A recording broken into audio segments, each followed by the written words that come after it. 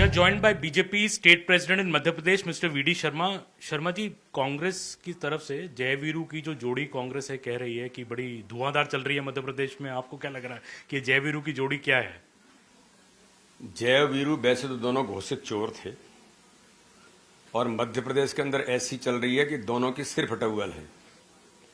लेकिन मध्य प्रदेश के अंदर विकास और गरीब कल्याण माननीय प्रधानमंत्री मोदी जी के नेतृत्व में और मध्य प्रदेश की हमारी सरकार ने जो काम किया है, ये जोड़ी मध्य प्रदेश के अंदर आज हम ये कह सकते हैं कि विकास और गरीब कल्याण यही इस चुनाव का सबसे बड़ा आधार है। और कांग्रेस इन मुद्दों से इस प्रकार से भटकाना चाहती है, जो प्रयास कर रही है, लेकिन जनता इनको 15 महीने की सरकार में इनको बेहतर तरीके से देखा है। और अभी जिस प्रकार के कांग्रेस के हालात बने वो मध्य प्रदेश की जनता देख रही है। 2003 का मध्य प्रदेश मिस्टर बंटाधार दिग्विजय सिंह के नेतृत्व में देखा, जो दुरावस्था का दौर था मध्य प्रदेश का। और भारतीय जनता पार्टी की सरकार ने विकसित मध्य प्रदेश बनाने में भारतीय जनता पार्टी की सरकार ने जो काम किया, और 2014 के बाद माननीय प्रधानमंत्री मोदी जी ने मध्य प्रदेश को ताकत दी, इसलिए उनके मन में मध्य प्रदेश है, मोदी जी के मन में मध्य प्रदेश है और मध्य प्रदेश के मन में मोदी जी हैं। तो आज मैं कह सकता हूं कि मध्य प्रदेश जो विकसित राज्य बना और फिर 15 महीने की सरकार गलती से कांग्रेस की बनी थी, उसमें फिर दुरावस्था का दौर मिस्टर करप्शन नाथ के नेतृत्व में आया, तो मध्य प्रदेश की जनता ने इन्हें बेहतर देखा है। तो ये केवल एक साइकोलॉजिकल चीजें चलाना चाहते हैं। जनता विकास और गरीब कल्याण पर भारतीय जनता पार्टी के साथ खड़ी है और जनता का अपार समर्थन भारतीय जनता पार्टी को है। जी, आप कमलनाथ जी को करप्शन नाथ कह रहे हैं, पर उनके जो सपुत्र हैं नकुल नाथ जी, वो तो उनके ओथ टेकिंग की डेट भी उन्होंने अनाउंस कर दी कि 7 दिसंबर को कमलनाथ जी। यही आपको देखना पड़ेगा कि कांग्रेस के हालात क्या हैं। मात्र सिर्फ टउल नहीं है, कांग्रेस में कांग्रेस की CWC क्या है पता ही नहीं है।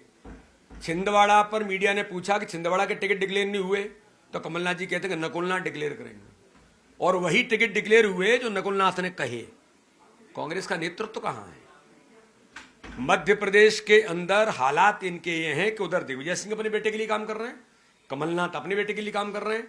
जैसे केंद्र के अंदर गांधी परिवार है, ऐसे ही मध्य प्रदेश के अंदर 2 परिवारों तक सीमित रह गए हैं। तो कांग्रेस अपना अस्तित्व खो चुकी है, केवल और केवल परिवारों तक सीमित कांग्रेस बनकर के रह गई है। शर्मा जी, भोपाल में घूमे तो राम मंदिर के पोस्टर भी हमें दिख रहे हैं, तो राम मंदिर तो अयोध्या में बन रहा है, मध्य प्रदेश में क्या काम है इस मुद्दे का? क्यों? मध्य प्रदेश में हमारे श्रद्धा और आस्था के केंद्र है। मध्य प्रदेश के हम लोग, मैं भी उसका प्रत्यक्षदर्शी हूं। जब मैं कॉलेज का विद्यार्थी था, विद्यार्थी बस में काम करते थे। अरे हमारे श्रद्धा और आस्था के केंद्र को 500 सालों के इतिहास में अगर मोदी जी के नेतृत्व में इतिहास भारत के अंदर बना है, दुनिया के अंदर बना है, तो राम मंदिर के अगर मॉडल को पोस्टर के अंदर कोई लगाता है तो कांग्रेस को दर्द क्यों होता है? कांग्रेस को सनातन पर दर्द है, कांग्रेस को सनातन समाप्त करने पर आनंद है। उनके इंडी गठबंधन के जो घमंडिया गठबंधन है, उनके बारे में बहुत साफ तौर पर कहा गया है, और वो इस प्रकार से सनातन पर आक्रमण कर रहे हैं। कांग्रेस कोई जवाब नहीं देती।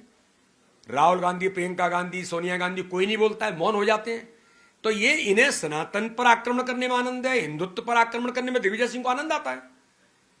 और इसी प्रकार से राम मंदिर के पोस्टर हमने लगाए, तो हमारे मन और हृदय में भगवान श्री राम हैं, तो हम तो पोस्टर लगाएंगे। अगर आपको बाबर के पोस्टर, अगर आनंद आपको बाबर में और आपके मन हृदय में बाबर है, तो शौक से बाबर के पोस्टर लगाई, किसने मना किया है? जिसकी जो श्रद्धा है वो करता है।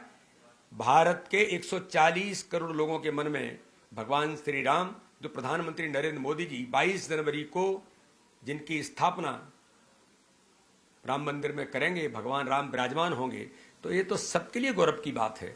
इसलिए कांग्रेस के पेट में दर्द क्यों होता है?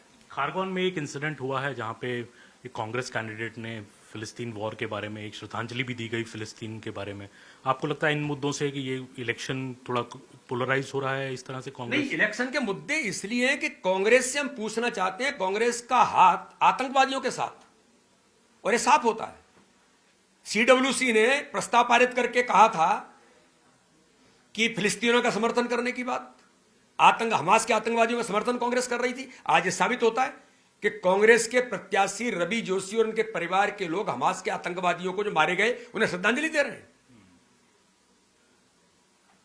किस प्रकार से एक समुदाय के लोगों के लिए वोट बैंक प्रभावित करने के लिए कांग्रेस का जो मूल चरित्र है, हमेशा यही कांग्रेस करती आई है, इस चुनाव में यह सबसे बड़ा मुद्दा बन गया है।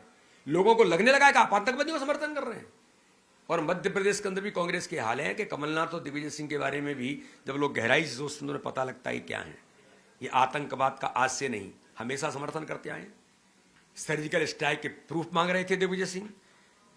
ये वही कमलनाथ हैं जो 84 के दंगों में जिनके हाथ खून से सने हुए आरोप हैं, और ऐसे आरोप नहीं है, उन आरोपों की जांच चल रही है। इसी प्रकार से आप देखेंगे कि मध्य प्रदेश के अंदर नक्सलवादियों को अप्रोक्ष समर्थन करने का काम छत्तीसगढ़ ने कौन किया? कांग्रेस करती है। सिमी का समर्थन कौन करता है? पीएफआई का समर्थन कौन करता है? तो ये सब मुद्दे जनता के बीच में हैं। कांग्रेस चुनाव में इस प्रकार के तुष्टीकरण को करना चाहती है। आखिरी सवाल शर्मा जी, तो नकुलनाथ जी तो कमलनाथ जी के बारे में कह रहे हैं 7 तारीख को शपथ लेंगे। आप जी तो आपकी शपथ कौन लेगा? शिवराज जी, प्रहलाद पटेल जी कि नरेंद्र तोमर जी? देखिए, शपथ तो जनता दिलाती है।